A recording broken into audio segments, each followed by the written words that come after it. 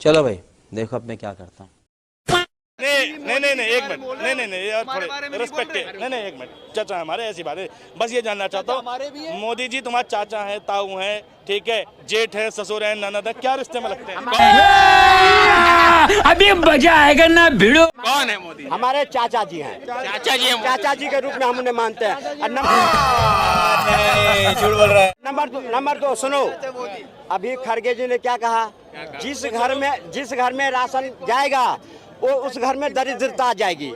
मैं कब हो गया ये? एक तरफ कांग्रेस के बोलते हैं जो कांग्रेस बीजेपी को वोट देगा वो राक्षस होगा, और उन पार्टी के उस गठबंधन के वकालत करने यहाँ खड़े हो जाता है। इनको शर्म आनी चाहिए।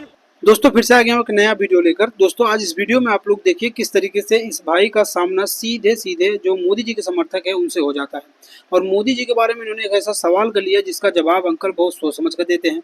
और क्या कहा है इस वीडियो में आप लोग लास्ट तक देखेंगे तो आप लोग को बहुत कुछ समझ में आएगा। तो चलिए शुरू करते हैं। बादला नहीं हुआ, मोदी जी को शर्म नहीं आनी चाहिए, ठीक है। देश में 700 किसान मर गए, उनका परिवार था ना वो।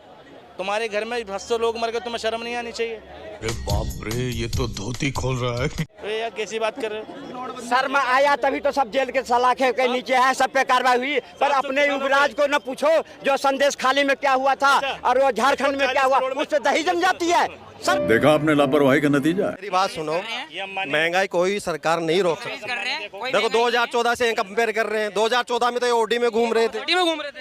रुको जरा, सबर करो भाई साहब, बिल्कुल नहीं घूम रहा था, बिल्कुल नहीं घूम रहा था, मैं बिल्कुल नहीं घूम रहा था। मैं इनकी बात करता हूँ। महंगाई अगर नहीं है, अगर इनका मानना है कि महंगाई नहीं है बीजेपी राज में, तो अभी बीजेपी ने पीछे अपनी वैन लॉन्च करी है। बाप रे, ये तो धोती खोल रहा है। जिस वैन में 27.5 रुपए किलो आटा दिया जा रहा है नेफेड की तरफ से, और उसकी तरफ से 27 रुपए किलो आटा, 25 रुपए किलो प्याज और 50 रुपए किलो चने की दाल दी जा रही है। और उसका स्लोगन क्या है? महंगाई से मुक्ति दिलाएगी मोदी सरकार। तो फिर अगर महंगाई नहीं है तो भाई आप वैन क्यों लॉन्च कर रहे हो? आप 27.5 रुपए किलो में आटा क्यों बेच रहे हो? 25 रुपए किलो में प्याज क्यों बेच रहे हो? 50 रुपए किलो में चने की दाल क्यों बेच रहे हो? अगर अरे देवा, ये गड़बड़ है बाबा।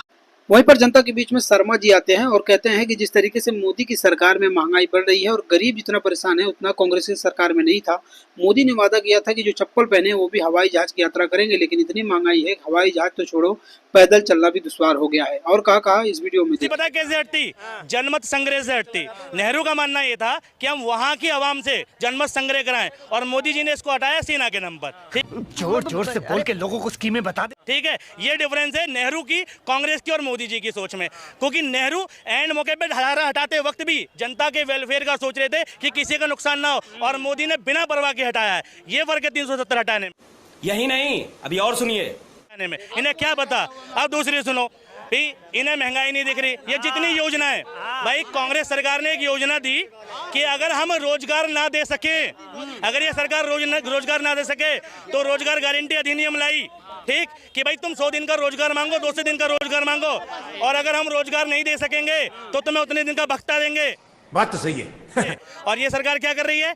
इनने रोजगार तो दिया नहीं, अब तक की सबसे ज्यादा बेरोजगारी इस सरकार में, ठीक। और उसके बाद तो एक कानून है आरटीआई, पीएम केयर फंड, ये योजना की बात कर रहा हूँ। पीएम केयर फंड सुनो, मोदी जी ने भाई देश में आपदा राहत कोष है, कुछ बीमार होगा, कोई दुर्घटना होगी, देश में वो फंड पहले से है। कुछ न कुछ तो गड़बड़ जरूर है।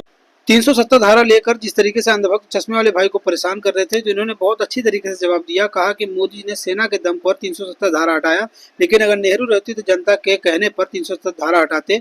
आप लोग इस वीडियो को लास्ट तक देखेंगे तो आप लोग को बहुत कुछ समझ में आने वाला है। ठीक है, सरकार उस मौके पे मदद करती है राहत कोष से, ठीक है। मोदी जी ने इसके बावजूद कोरोना में एक फंड बनाया, उसका नाम था पीएम केयर फंड, और देश की जनता से पैसा मांगा। किसी ने 10 भेजे, किसी ने 20 भेजे, मैंने भी 100 रुपए भेजे, ठीक। और कुमार विश्वास ने भैया लाखों रुपए भेजे। और उसके बाद क्या किया उसने आरटीआई डाली कि मेरा रुपया खर्च कहाँ हुआ। तो क्या पता चला कि ये पीएम केयर फंड आरटीआई के दायरे में नहीं आता, तुम जान नहीं सकते तुम्हारा पैसा कहाँ लगा। अरे बाप रे, ये तो धोती खोल रहा है। बेटा देख लेना, नरेंद्र मोदी के बगल में चल रहा था मोटेरा स्टेडियम, नरेंद्र मोदी में स्टेडियम में यूं करके वो